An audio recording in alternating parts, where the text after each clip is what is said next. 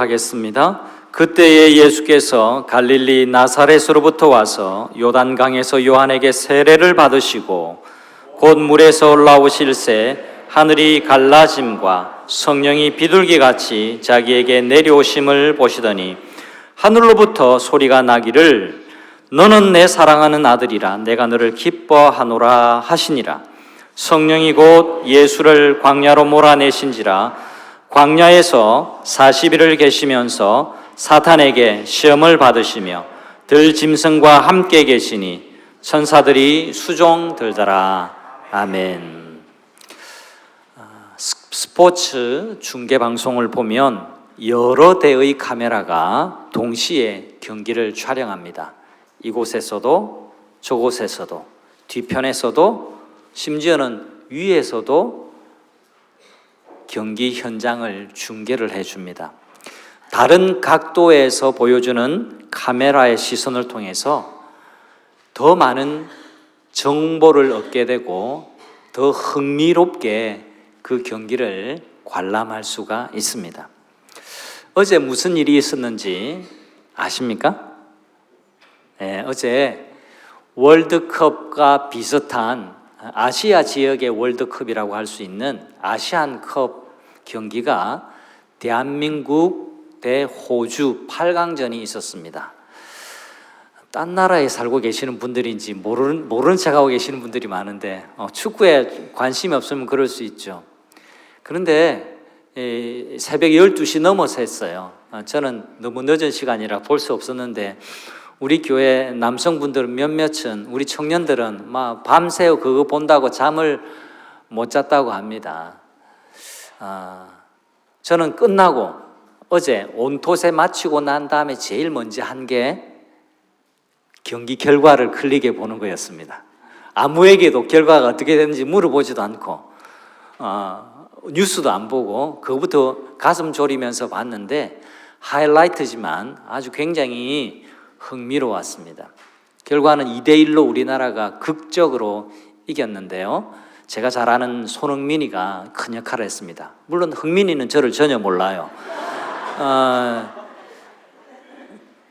그런데 제가 하이라이트를 7번, 8번도 넘게 봤습니다.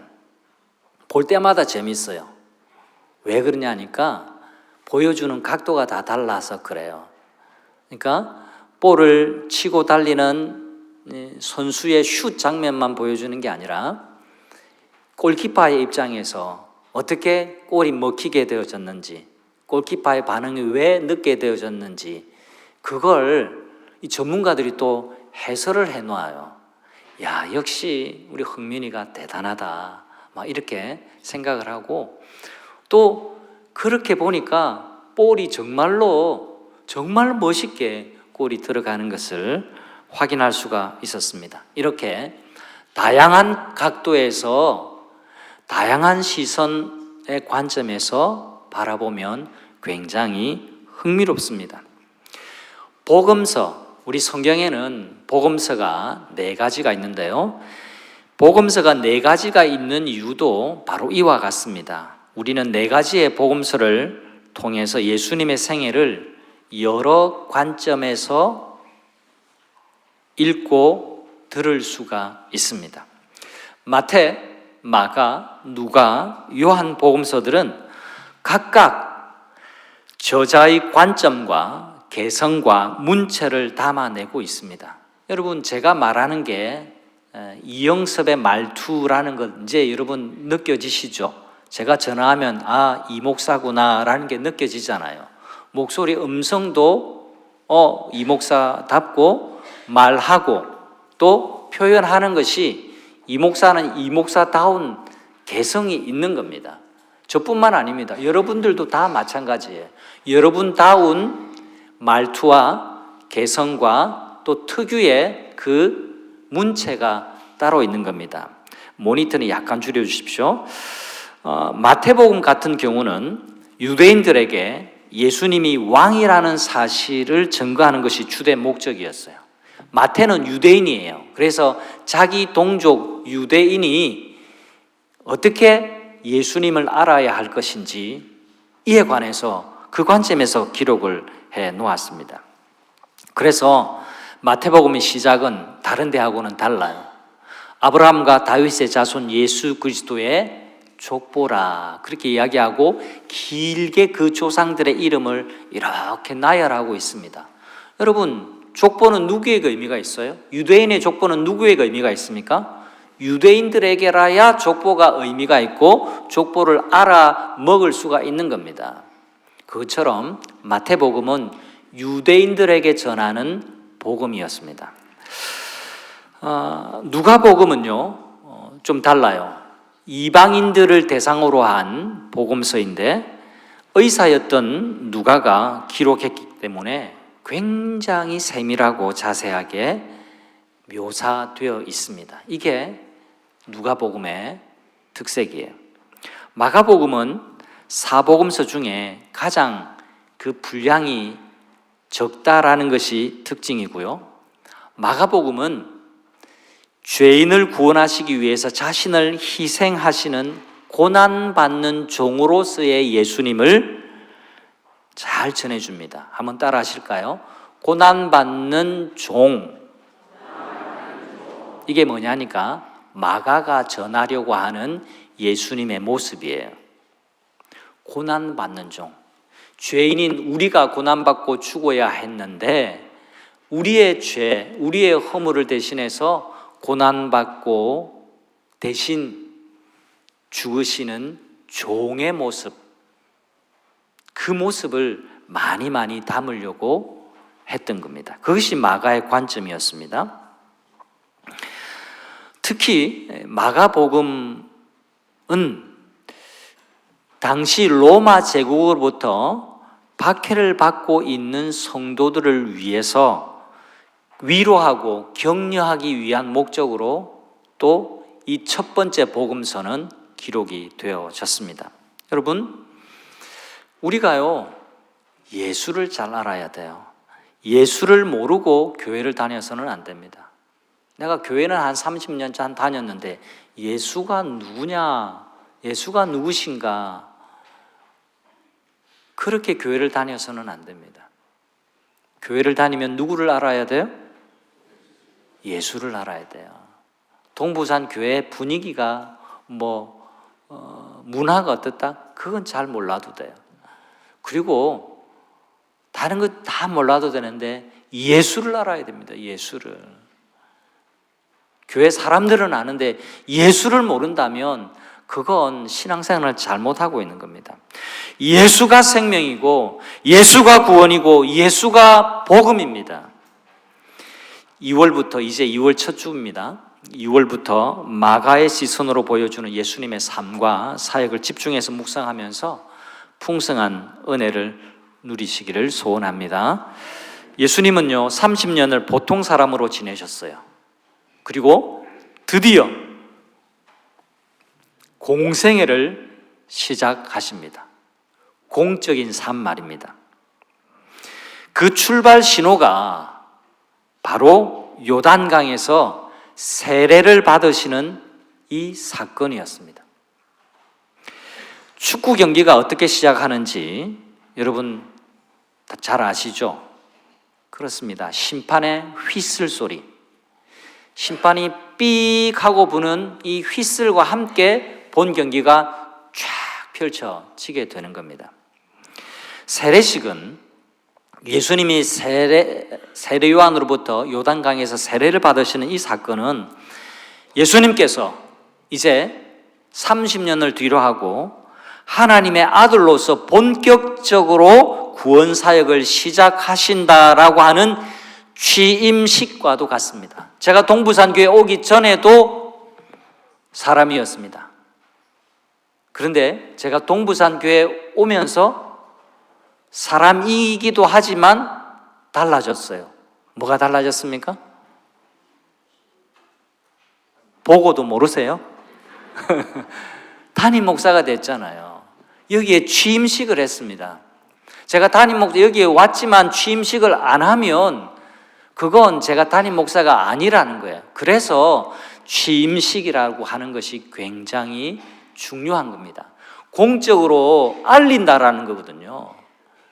우리 성도들에게 외부에게, 그리고 무엇보다도 나 자신에게 나는 이제 동부산 교회의 담임 목사가 되었습니다 라고 하는 그것이 외적으로 공적으로 선포가 되는 겁니다. 그래서 예수님께서 세례를 받으실 때에 무슨 일이 벌어졌는지를 살펴보는 것이 굉장히 중요합니다.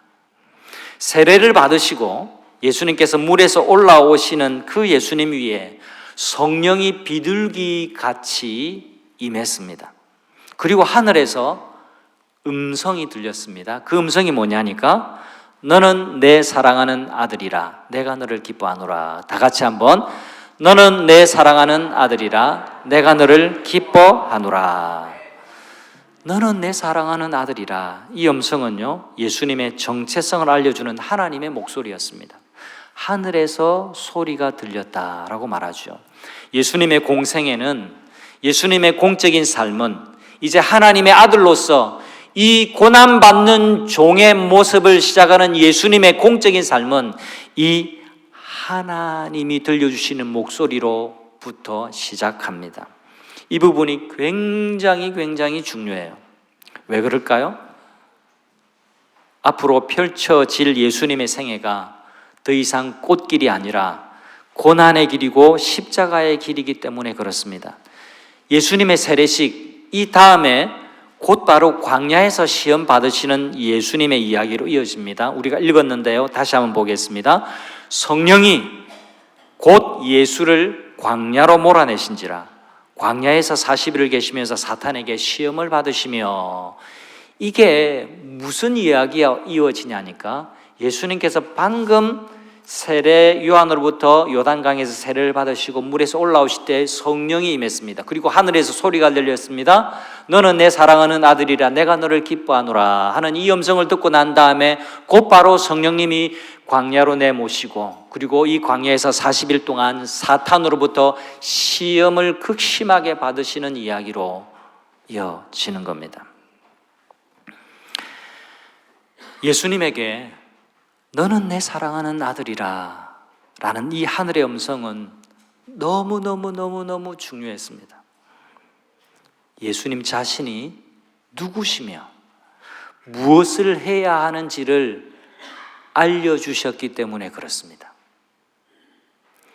실제로 요단강을 떠난 뒤에 예수님은 수많은 목소리를 들으셔요. 많은 사람들이 예수님을 향해서 하나님의 아들이시죠 라고 불러주기는커녕 저 목수의 아들 아니냐, 저 요셉의 아들이지, 우리와 같은 마을에 살았던데, 그런 얘기를 들었습니다. 선지자라, 선생이라, 그 정도의 얘기를 들었습니다. 심지어는 극심하게 반대하는 사람들로부터 저 마귀의 자식 아니야? 마귀의 힘을 빌어서 저렇게 능력을 행하는 것 아니야? 바알세붑이라고, 이 파리 대왕이라고 그렇게 비난받기도 했습니다. 심지어는 미쳤구나, 저 미쳤어, 제정신으로 어떻게 저렇게 하지? 이런 소리까지 들으셨어요. 그게 마가복음, 지금 우리가 읽기 시작한 마가복음 3장 21절에 나와요. 예수의 친족들이 듣고 그를 붙들러 나오니 이는 그가 미쳤다 하미러라. 여러분, 친족은 먼 친척이 아닙니다. 사돈의 팔촌 이 정도가 아니라 아주 가까운 친척을 친족이라고 그러는 겁니다. 이 친족들이 예수님을 붙들러 왔어요. 왜? 주변의 사람들이 다 예수를 미쳤다 했거든. 제정신이 아니라고 말했습니다. 그래서 예수를 진정시키려고, 그리고 데리고 가서 사람들과 좀 떼어놓으려고 지금 예수님을 붙들러 왔다라고 그렇게 이야기하고 있습니다. 가까운 친척들마저 예수가 미쳤다라는 소문에 이렇게 했습니다. 예수님은 이걸 아셔야 돼요. 예수님은 완전하신 하나님임과 동시에 완전한 인간으로 이 땅에 오셨음을 여러분 우리가 알아야 됩니다. 완전하신 하나님과 완전하신 인간이에요. 특히나 예수님의 인성에 관해서, 예수님의 인간 예수님에 관해서 우리는 충분히 묵상하고 또 그 관점에서 이 복음서를 읽어볼 필요가 있습니다.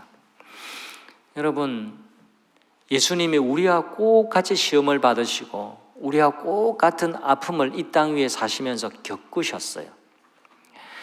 답답하고 실망스럽고 낙심할 만한 이 모든 상황 속에서 하늘의 이 음성, 하나님의 목소리를 예수님은 어려운 문제를 만날 때마다, 비난받을 때마다, 회의가 들 때마다, 괴로울 때마다 이 하늘의 목소리를 기억하셨습니다.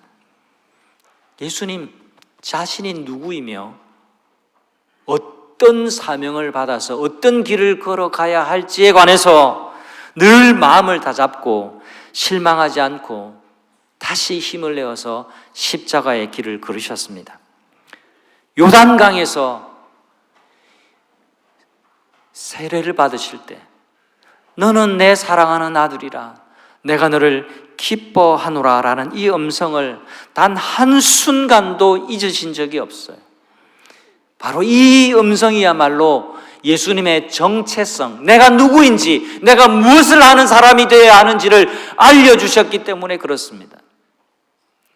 마가가 전하는 복음 이야기를 처음으로 읽는 사람들이 어떤 사람들이었는지 기억하는 것이 필요합니다. 그들은 예수님을 믿는다라는 이유로 수없이 많은 고난을 당했습니다. 그러면서 수많은 질문 앞에 섰습니다. 외부로부터, 외적으로, 그리고 내부, 내 내면에서부터 올라오는 수많은 의문들이 있었습니다. 여러분, 예수님 믿으면서 한 번도 흔들려 보신 적이 없으십니까? 예수님을 한 번도 의심해 본 적이 없습니까?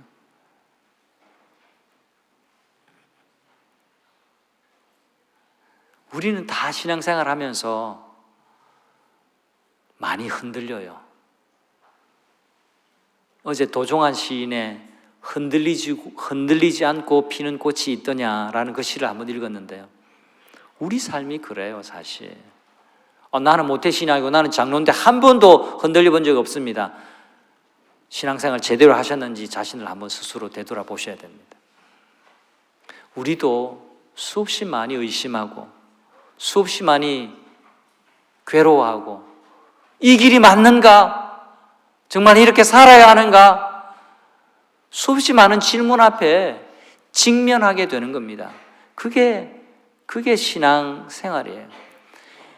우리는 더 이상 이 복음서를 처음으로 받아들였던 사람들처럼 외부적인 박해는 없지만, 이제는 박해는 없지만 수없이 많은 이 만모니즘, 물질주의, 쾌락주의, 자기중심주의, 이런 것들로 하여금 우리의 신앙이 얼마나 많이 공격을 받는지 몰라요. 외부적인 핍박이 없더라도 이 시대는 정말 신앙생활을 하기 만만치 않은 시대임이 분명합니다. 저절로 신앙생활이 잘 되던가요? 콧노래를 부르면서 하나도 어려움 없이 그렇게 신앙생활이 잘 되던가요? 예수님을 제대로 믿고 있는지 스스로 물어봐야 됩니다. 여러분, 우리도 수없이 많은 회의적인 질문, 그리고 풀리지 않는 이 질문 앞에 직면하게 될 때가 많아요. 내가 믿기는 하는데 하나님이 정말 계신 걸까? 살아계신기는 한 걸까? 정말 나를 사랑하시고 나를 아시고 나를 지켜주실까? 고난받는 초대교회 성도들이라고 왜 믿음을 뒤흔드는 질문이 없겠습니까? 오늘날 살아가고 있는 우리라고 어떻게 한 번도 의심 없이, 한 번도 회의감 없이 그렇게 믿음 생활을 할 수 있을까요? 예수님을 믿고 살아가는 우리도 마찬가지입니다. 때로는 믿음을 뒤흔드는 일을 겪기도 하고 시험에 들기도 해요. 그럴 때가 있어요. 그럴 때가 있습니다. 그게 하나도 이상한 게 아닙니다. 중요한 건 뭔지 아세요? 중꺽마입니다. 중꺽마. 중꺽마가 뭔지 아시는 분은 이 신세대를 살아가고 있는 분이에요. 중꺽마가 뭐죠? 오늘 우리 중고등부 청년들, 우리 중요한 건 꺾이지 않는 마음, 이게 중꺽마예요. 줄임말인데 중요한 건 꺾이지 않는 마음이래요. 요즘 젊은이들 에게도 우리가 배워야 할 점이 있습니다. 이 중요한 말들을 이 워딩하는 거. 중꺽마. 우리 신앙생활에도 중꺽마가 필요해요. 신앙생활에서 중요한 것은 꺾이지 않는 마음이에요. 무엇으로 어떻게 꺾이지 않는가? 이게 중요합니다. 예수님께서는요, 하늘로부터 들려온 하나님의 목소리를 붙들었습니다. 너는 내 사랑하는 아들이요, 내 기뻐하는 자라. 예수님은 나는 하나님의 아들이야. 이 꺾이지 않는 정체성이 예수님께는 있었습니다. 마귀의 시험과 유혹도 이 확신으로 물리치셨습니다. 마귀의 시험 앞에 꺾이지 않으셨어요. 예수님의 이야기는 이 고난받는 초대교회 성도들의 이야기이기도 해요. 이렇게 겹쳐서 보시면 되는 겁니다. 이 예수님의 자기 정체성, 그리고 처음 들었던 이 하늘의 목소리, 그리고 이 목소리를 들으시고 마귀의 시험 앞에서도 결코 꺾이지 않으셨던 모습을 보여주셨던 이 예수님의 모습 속에서 고난받고 박해받는 초대교회 성도들의 모습을 이렇게 겹쳐볼 수가 있는 겁니다. 더 나아가서 오늘날 우리가 겪는 이야기이기도 합니다. 마귀는요, 우리의 정체성을 매일같이 뒤흔들어요. 너 별 볼 일 없는 사람 아니야? 아무것도 아닌 존재라고 우리 속을 긁고 우리에게 상처를 입힙니다. 열등감에 빠지게 하고 자꾸 무너지고 실패하는 초라한 모습에만 집중하게 합니다. 여러분, 저도 어리고 젊었을 때 열등감이 있었어요. 아이고, 이 목사가 무슨 열등감이 있을까 싶지만 사람마다 다 열등감이 있습니다. 이런 비밀스러운 이야기, 우리 교인들에게만 제가 한 번만 이야기하고 싶습니다. 여러분, 제가 참 외모에 열등감이 많았어요. 여러분, 제가 대학교 1학년 때까지 50km에서 52km를 왔다 갔다 했다는 것 여러분 믿으시겠습니까? 지금은 제가 72입니다. 이 비화를 여러분에게 또 이렇게 비밀스러운, 여러분, 제가 얼마나 이 키에 제가 50km 이러면 상상이 가십니까? 20살부터 제 아내를 알았는데 그때 제 아내가 저보다 몸무게가 좀 더 나갔습니다. 용서해 주세요. 그러니까 제가 참 이렇게 얼마나 볼품이 없겠을까요? 그게 제게는 굉장히 신경 쓰이는 일이었어요. 그러니까 오늘날 저를 이까지 좀 이렇게 살려준 아내가 참 고맙습니다. 사람마다 다 자기의 약점들이 있고 자기가 열등감 느끼는 바가 있습니다. 나는 다른 사람 못 보는 발톱이 이상하게 자라난다라는 이것 때문에 또 열등감이 심지어 있는 사람도 있어요. 스스로 느끼는 거예요. 그렇죠? 마귀가 하는 일은요, 늘 좋은 면만 빼놓고 안 좋은 면만 보게 하고 신경 쓰게 하는 겁니다. 그게 마귀의 전공이에요. 마귀가 자고 일어나서 늘 하는 일이 바로 그겁니다. 여러분 기억하십시오. 너는 내 사랑하는 아들이라 내가 너를 기뻐하노라. 다 같이 한번 할까요? 너는 내 사랑하는 아들이라 내가 너를 기뻐하노라. 오늘 설교 다 잊으셔도 이 하나님의 목소리를 기억하고 돌아간 여러분 되시기를 바랍니다. 하나님은 이 목소리를 예수님이 아직 아무런 일도 하지 않았을 때 들려주셨습니다. 이것 굉장히 중요합니다. 이제 막 세례를 받으시고 물에서 올라오실 때 바로 이 목소리를 들려주셨습니다. 예수님이 십자가에서 승리한 이후에 해주신 말씀이 아닙니다. 휘슬과 함께 경기가 시작되었을 때 잘하라고 힘내라고 크게 외치는 함성과도 같은 응원의 목소리였습니다. 마가복음의 첫 구절은 이렇습니다. 역시 이 구절도 굉장히 중요합니다. 하나님의 아들 예수 그리스도의 복음의 시작이라. 1절도 같이 한번 해볼까요? 하나님의 아들 예수 그리스도의 시작이라. 이 첫 구절이 마가복음의 방향을 정해주는 겁니다. 예수님이 다름 아니라 하나님의 아들이시고 그 아들이 복음의 시작이라고 우리에게 선언해주고 마가는 예수님의 이야기를 우리에게 들려주고 있는 겁니다. 마가복음은 말 그대로 온통 복음으로 가득한 이야기입니다. 그 복음은 바로 하나님의 목소리예요. 하나님은 마찬가지로 우리를 향해서도 이 음성을 들려주세요. 너는 내 사랑하는 아들이라 내가 너를 기뻐하노라. 여러분 믿으시기를 바랍니다. 믿으셔야 합니다. 마귀와 세상이 주는 목소리를 따라 살지 마십시오. 마귀는요, 실수하면 실수한 것에서 우리가 헤어나지 못하게 합니다. 실수 외에는 보지 못하게 눈을 가려요. 제가 관점 이야기를 했습니다만 이렇게 보면 보이는 게 얼마나 많은지 몰라요. 주변을 보면 얼마나 아름다운 것들이 많은지 몰라요. 그러나 마귀가 하는 일은 늘 우리에게 부정적인 것만 보게 합니다. 다른 것은 보지 못하게 눈을 가려요. 계속 신경 쓰이게 해요. 계속 닦지 않는 것만 보이게 해요. 그리고 딱지를 끌고 딱지에서 피가 나도록 하는 게 그게 마귀가 하는 일입니다. 여러분 관점을 넓히세요. 그리고 귀를 여세요. 하나님의 목소리에 귀를 기울이십시오. 마귀는요, 성령이 하늘로부터 비둘기처럼 임하고 있는 모습을 못 보게 합니다. 다른 음성을 우리 마음에 자꾸 집어넣어줘요. 너 그 정도밖에 안 돼? 넌 안 돼. 너 이번에도 떨어졌잖아. 너 이번에 실패했지. 앞으로도 계속 그럴걸? 너 죄 지었잖아. 아무도 너 따위에게는 신경 쓰지 않아. 이런 다른 목소리를 우리 귀에다가 계속 집어넣습니다. 사랑하는 성도 여러분, 하나님의 목소리에 귀를 기울이시기를 바랍니다. 하나님의 목소리를 기뻐하십시오. 감사하십시오. 그 하나님의 목소리를 믿음으로 받아들이십시오.